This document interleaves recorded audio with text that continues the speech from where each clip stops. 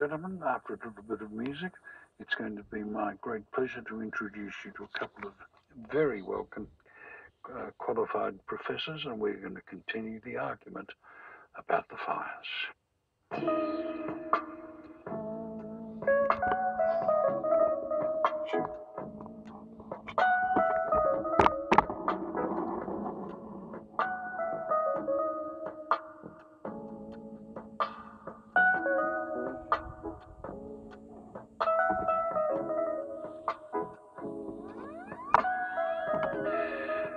Thus far, our Prime Minister has admitted that climate change has had an influence on Australia's black summer. However, this opinion is based on the belief that this season is not profoundly different to any other.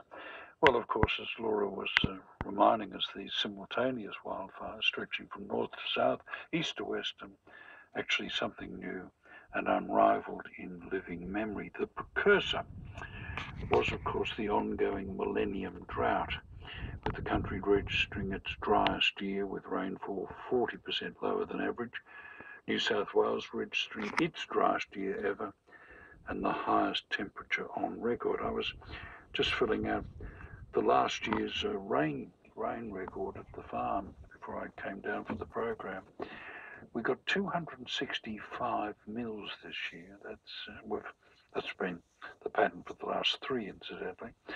When in a good year we get 1,000 mil, and in an average year we get 600 to 700. Heavens above. New York Times columnist Paul Krugman described us as barreling down the road to hell, and a good indication of what awaits the rest of the world unless ultimately action is taken to reduce emissions. Now, in this segment, we want to explore if megafires are the new norm, and whether we need to devise different ways of dealing with the aftermath, and I emphasize that, the aftermath of such a disaster. I'm joined now by Tom Griffiths. Tom's author and emeritus professor of history in the Research School of Social Sciences at the ANU. He's on the blower from Victoria. And with me, or with us in another mood, in our Canberra studio is Professor David Lindenmayer. David is from the Fenner School of Environment and Society at the ANU College of Science. If I may go to you first, David, do you agree with Krugman that unless a substantial action plan is taken to lower emissions, our black summers are the future? Not only for us, but pretty well everywhere? Well, the results from work, for example, at the Hadley Centre in Europe suggest that he's right, that we're going to see substantially more climatic conditions that are going to underpin these severe kinds of fire seasons that we've already seen. And just to echo what you were saying at the beginning of the program, I've been doing fire research since the early 1980s, and I have never seen a season anything even remotely like this, with fires in so many different places and ecosystems. Well, in that same era, I've been banging on since the early 80s about the reality of what we now choose to call climate change. And we always knew that something horrible was going to happen, but I must say the scale of it is simply breathtaking. I'm fascinated by something you've said elsewhere. In the absence of any climate change, the chances of 4 back-to-back days of 40 degrees are 1 in 16,000. With the changes in climate, the chance of 4 back-to-back 40-degree days are now 1 in 6. Heavens above. It is extraordinary, and that work comes from an enormous amount of simulation modelling done by David Caroli and some of his colleagues, looking at past levels of carbon dioxide in the atmosphere relative to what we have now. And I even think about my own training at university when I was doing plant physiology. We were doing plant physiology experiments with the background levels of carbon dioxide at 300 parts per million. Now we're pretty close to 415, and that's only 30 years ago. Such great scholars as Gerard Henderson insist that we've seen it all before, and it's true that we did have a mega fire which burnt over 1 million hectares, and that was back in 1939. But of course, since 2000, we've had a number. That's correct. The 1939 fires burnt around about 3.4 million hectares. But that's the only one that we've had prior to 2000. Since 2000, we've had mega fires, three mega fires, and potentially now up to 4 in that time. So we've actually seen in places such as Eastern Victoria a significant increase in the area burnt year on year on. And the important thing here is that it's not only the size of these fires, Philip, it's actually how frequently some of these areas are reburning. So again, in East Gippsland, we're seeing areas that burned just 4 or 5 years ago being burnt at very high intensity and severity again. And some places have burnt 3 or 4 times in just 25 years. I want to get back to the complexity of burning patterns and the way that different parts of Australia burn differently. And there isn't a sort of one simple answer to everything. But before we do that, Tom, last year Britain, of all places, became the first country to declare a climate emergency. I'm a bit tired of the term tipping point, but from an historical perspective, has our continent and perhaps the entire planet reached a tipping point with a capital T and a capital P? I'm afraid the evidence is that we have, Philip, yes. And this fire season, I think, as we've been discussing, has drawn the attention of the whole world. This is a First Nation climate change disaster in a country with a denialist government, and it's attracted the attention of the world. And people are seeing this as a sign not just for us, but also for the planet. And I agree. So we're looking at something which is on a par with geophysical forces such as variations in the Earth's orbit or asteroid strikes. Well, that's the impact humans now have on the planet, yes. And so I agree with what David said about this being an unprecedented fire season. And as a historian, I'm shy. I shy away from the word unprecedented. We know too much about the past, and there's so many parallels. And there is indeed a litany of black fire days in Australian history. We've got a black day for every day of the week, many times over. But there's no doubt, as David's explained, I think very well, that this season, the smoke is worse, it's more widespread and more enduring. The fires are more extensive, they're more intense. New South Wales fires seem to me to be behaving like Victorian firestorms. And so instead of having one-off catastrophic events, black days, we are indeed they've fused in this black and savage summer. Tom, before I go back to David, it was recently revealed, I think in the AFR, that a national disaster risk reduction plan sat on the desk of the Minister for Home Affairs for 18 months. Still hasn't been made public. Are you aware of it? Have you actually read it? I've not read it, but it is true, I think, that the behaviour and inaction of our federal government has just compounded the agony and misery and trauma of this summer for many Australians. And you've been discussing with Laura the consequences of that for the Prime Minister standing. And I think one of the things that really has brought this home to Australians is that many of the iconic moments of drama are happening on our national place of theatre, the beach, the place where our identity is forged in a way, and a place where we go to for rest and renewal and reflection. And our summer's been taken away from us. People are returning from holidays that weren't holidays. Some people don't have homes to return to. Tom, we know that there'll be long-term health effects, but the long-term mental health effects too. It'll take decades to sort of see those evolve. That's true, and in the work that I've done with fire communities, particularly after Black Saturday, it's very important that we all remember that it's not just the trauma of the day or indeed of the summer. But people go on living in the difficult aftermath for many, many years. It's emotional, it's physical, and the national limelight swings away from them, and perhaps some of the help swings away from them. But they have to battle on, and it's a long, long journey. David, let's look at aftermaths now. Is it time for a radical rethink about how we clean up after megafires? I know you're concerned with government plans to salvage and log the burnt forests. Yes, that's right. One of the truly amazing things about the Australian bush is its ability to recover from some of these fires, including very high severity fires. We've seen that in just about every one of the dozen or so fires that I've worked on since the early 1980s. But what we do know is that if humans start to mess with some of these environments, it can massively impair the recovery process. So there's been an enormous outpouring of grief about Australia's wildlife, and rightly so.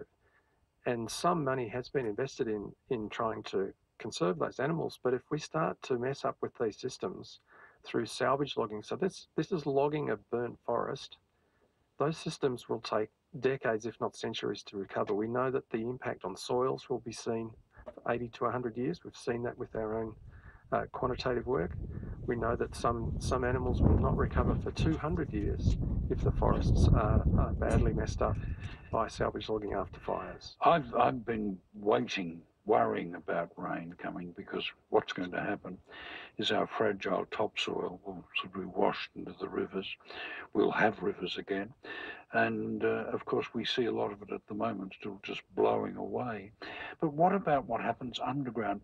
No one's talked about, and I'm curious to know, I know you're into soil, David. What about the fungal networks? We know from work done after the 2009 fires, which actually traced back what happened after fires in 1939. In fact, after fires in 1850, we can still see the signal of fire effects and also logging effects that date back close to a century and perhaps even longer.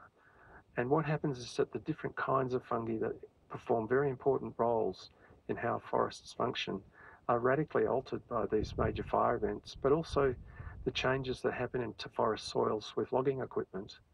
And so there are some really significant changes that happen in forests when humans start to disturb already fire-disturbed systems. And perhaps one of the really important stings in the tail is that when some of these forests are logged and then regenerated, that regenerating forest becomes quite fire-prone, and it's quite fire-prone for many, many decades afterwards, so that the memory in the forest of the previous logging and previous fire events can be sometimes very long, many decades. Tom, back to you. The mountain and alpine ash that grow only in Victoria and Tasmania need to have explosive fires every 300 years in order to reproduce. It bursts their seeds out in crowning fires, and they've evolved to burn in firestorms. But Tom, they don't need them more often than that, do they? What happens with mountain ash, for example, when the fires keep coming?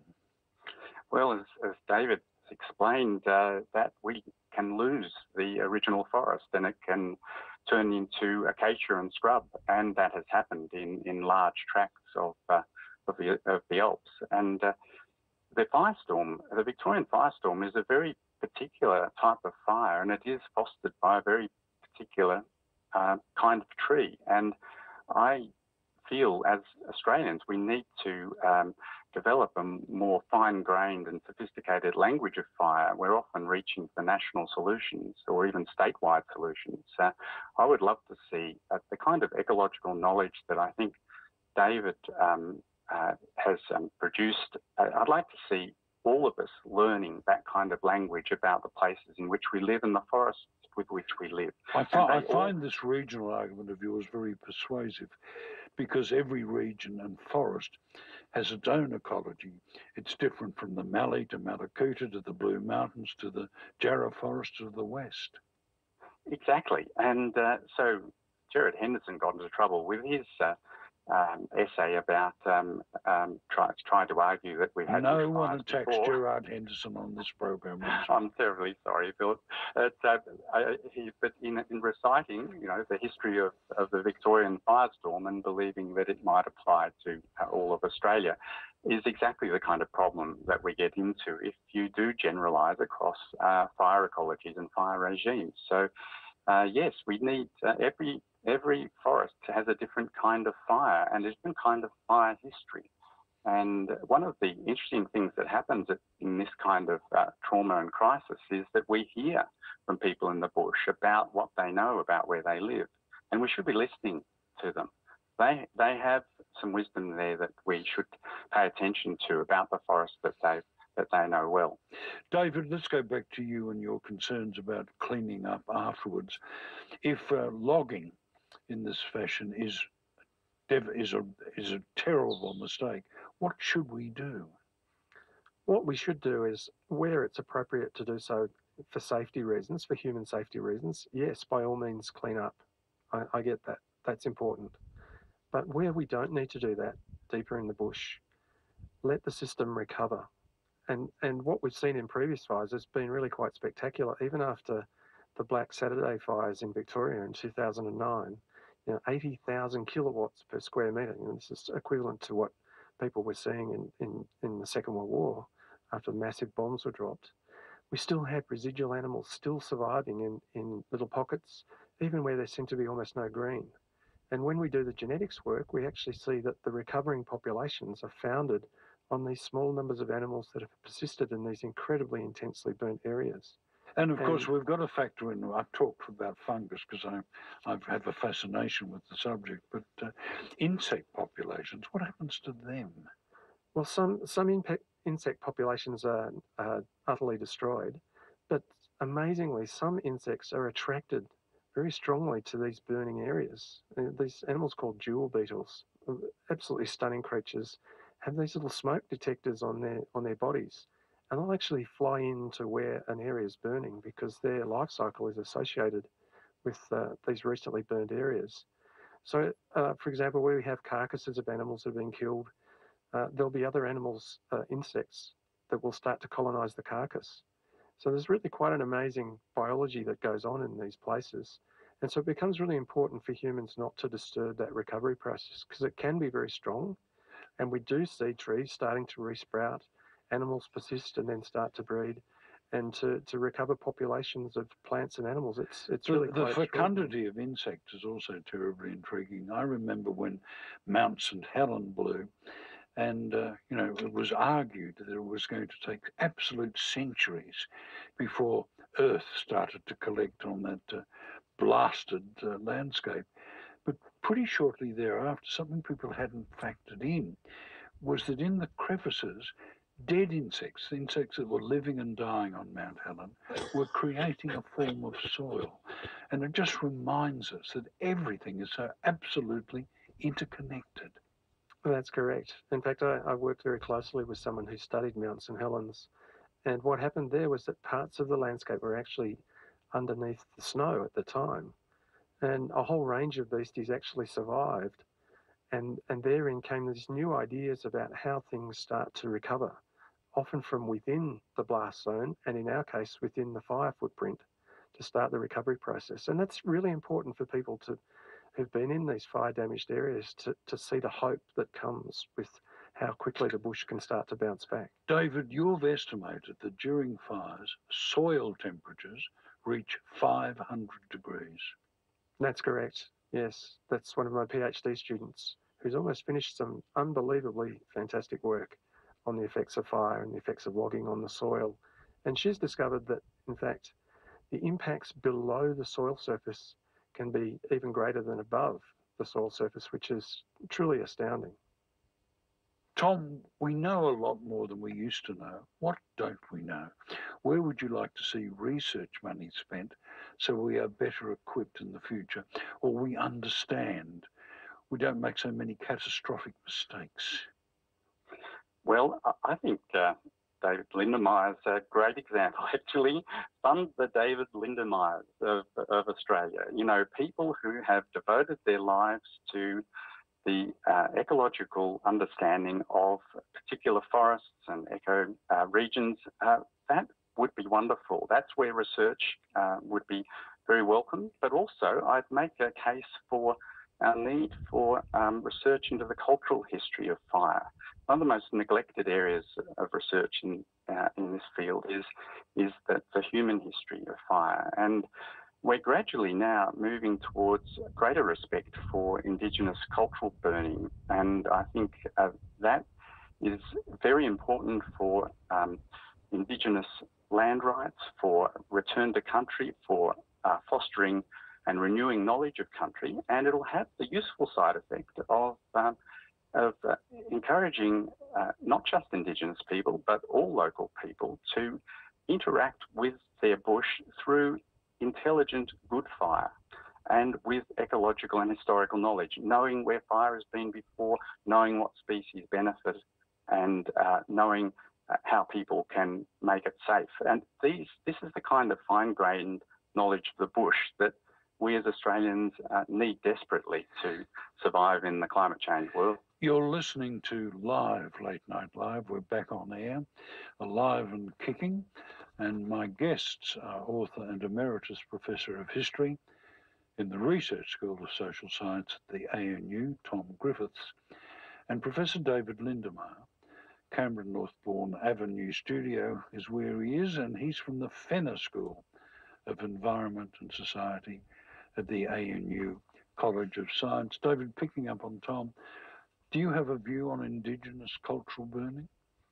I do, and it's a complex view, and I think Tom's spot on in his discussion about needing to appreciate more what's happened with Indigenous burning, and for Australians to really understand better where fire is at, and with those dialogues, I think it's going to be really important to help people recover. Do I detect a hint of doubt, though, that there's that much to learn about Indigenous burning? Oh no, I think there's an enormous amount to learn, and I think it's very complex because we're talking about literally hundreds of different Indigenous nations who burnt country in different ways for different reasons.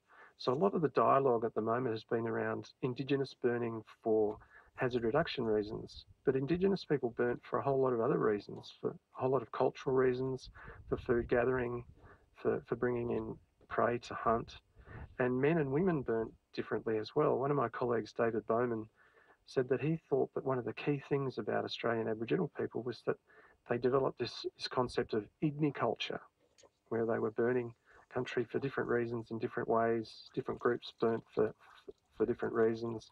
There were places that were totem places that weren't burnt at all. And we really only have a very limited understanding of that. But at the same time... So there's 40, 50,000 years of slowly acquired knowledge there that we should appreciate. Yes, but it needs to be done in a culturally sensitive way, because I often think that what's happened is that white Australians, if we can call ourselves that, have often stolen knowledge, if we can call it that too, from Indigenous people without actually it being a fair dialogue and exchange of knowledge.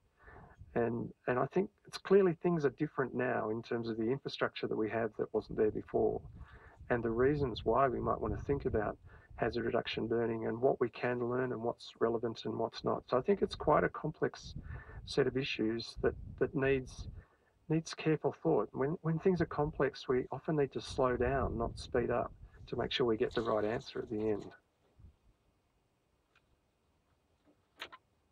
About the slow process needed to restore complex situations, and I'd like to go back to that area where you insist that we need regional approaches every bit as much as state-based or federal.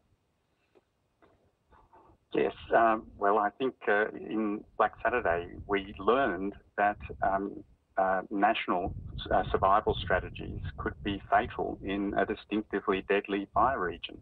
I think that's the major thing we learned from Black Saturday, that defending your home may have been possible on certain days in many other regions and many other woodlands, but in the Black Saturday forests on a 40-plus degree day with a northerly ripping down on you, it was a fatal decision to try and stay and defend your home. So that taught us that we need to know, we need to have regional solutions and not just national solutions. Some things do lend themselves to national solutions, and I think there, as a result of Black Saturday, there was a national bushfire management policy statement that was signed off by COAG in 2012, and that contains many good recommendations that we haven't yet acted on.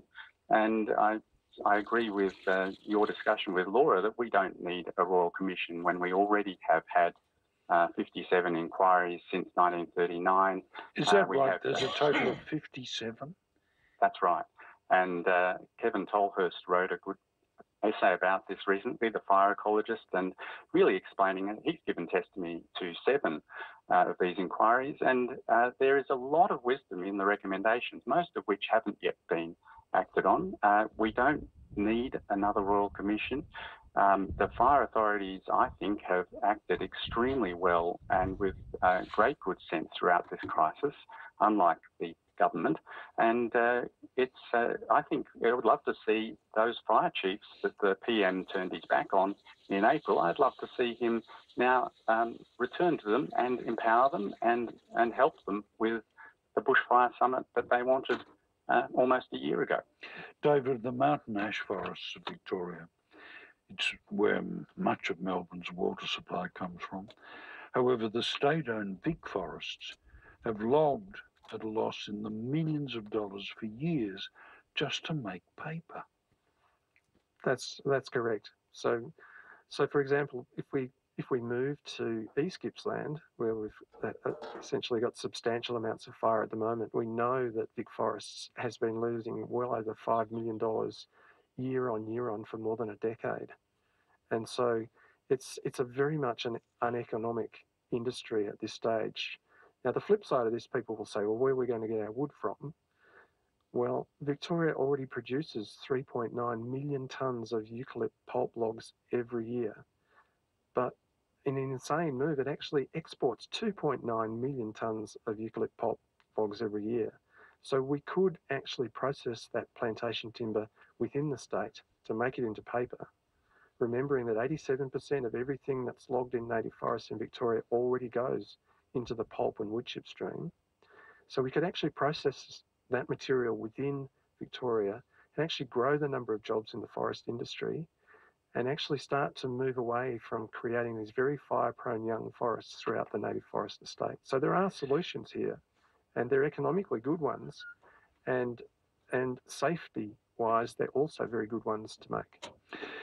David, what's a safe distance to consider when rebuilding houses near forests?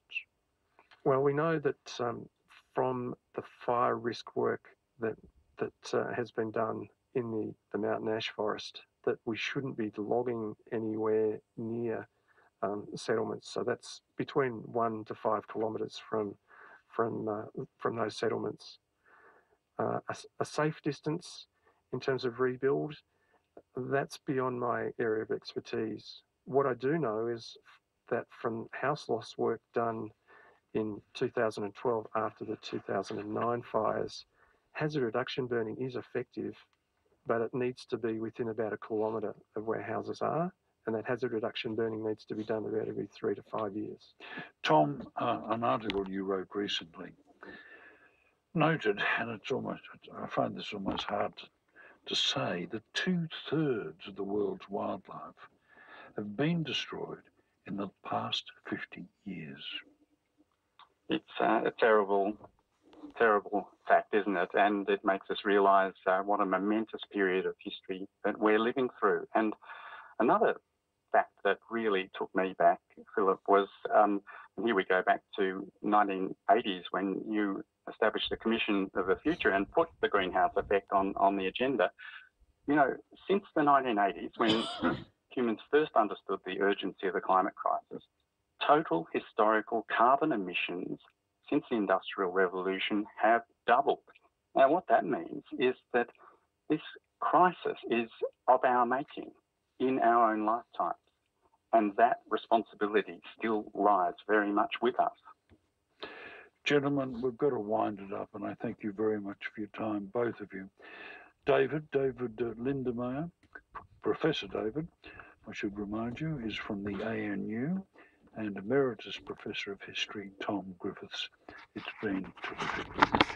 This Wednesday we'll be talking about perhaps the least sexy, but one of the most important losses from the fires that came up in passing, but we're going to focus on it on Wednesday, and that is insects.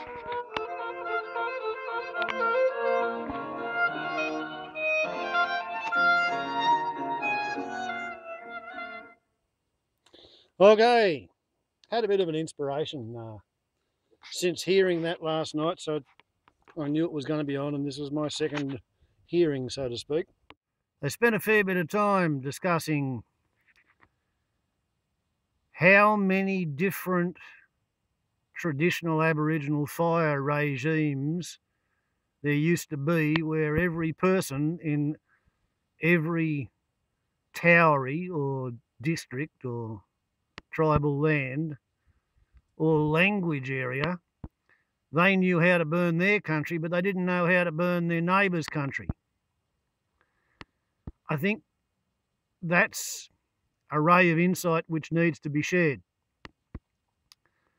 There were 500 different language groups in Australia, and each language group knew how to burn their own country, and they only knew how to burn their own country. Nobody tried to sit in one spot and dictate how everybody all over the country was supposed to look after their land, because on a land as big as Australia, that gets everybody killed. And the traditional Australian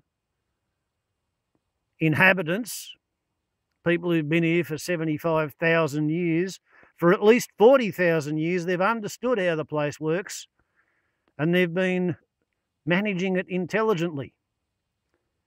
It's only the past 238 years since the Europeans showed up and camped at Werrong that everything's gone literally to hell in a handbasket. But that's how many burn regimes, different burn regimes, Australia needs. 500, one for every language group, one for every tribe. So if you'll take a fool's advice, me being the fool on the hill, then you'll pay attention to what those two professors had to say, and you'll think about all of the stuff that I've been saying, which I've put together slowly over 30 years, looking after 100 acres of the skin of planet Earth, so I know a little bit about this particular part, and then think about what I've had to say about the 500 language groups and their boundaries, effectively delineating the 500 different burn regimes under which Australia, the flora and the fauna and the entire ecosphere expects to be managed. It's had 45,000 years of it. Either we get with the program or it'll get rid of us. And the big thing that's got to go, number one, is the fences. Instead of chopping up Australia into little bits and saying, mine, mine, mine, mine, mine, to prevent your animals from running away or to prevent somebody else's animals from grazing your crops, we have to get into the idea of managing Australia so that it is an absolute paradise for animals and competing for the affection of the animals. So if you want to hunt more kangaroos on your patch of country, you maintain your pastures in the best condition and all the kangaroos will come to your place. And twice a year you can hunt 10% of them, or you can slowly eke out an existence over the entire year. But the idea of harvesting everything to acquire a massive sudden surplus and shipping that off to market to satisfy market demand so you can get money and buy everything else you want to have in life, Yeah, I think planet Earth's over that. It was a cult. It lasted 12,000 years. Planet Earth's over it. Change or die. Part of the change is reconciliation means all us Europeans, we have to become reconciled to the fact that we're living in Australia. It doesn't mean that the Australians have to become reconciled to being shat on from a great height by rich arseholes from the Northern Hemisphere. Justifiably saying, Warble's on a lot to YouTube. Ciao.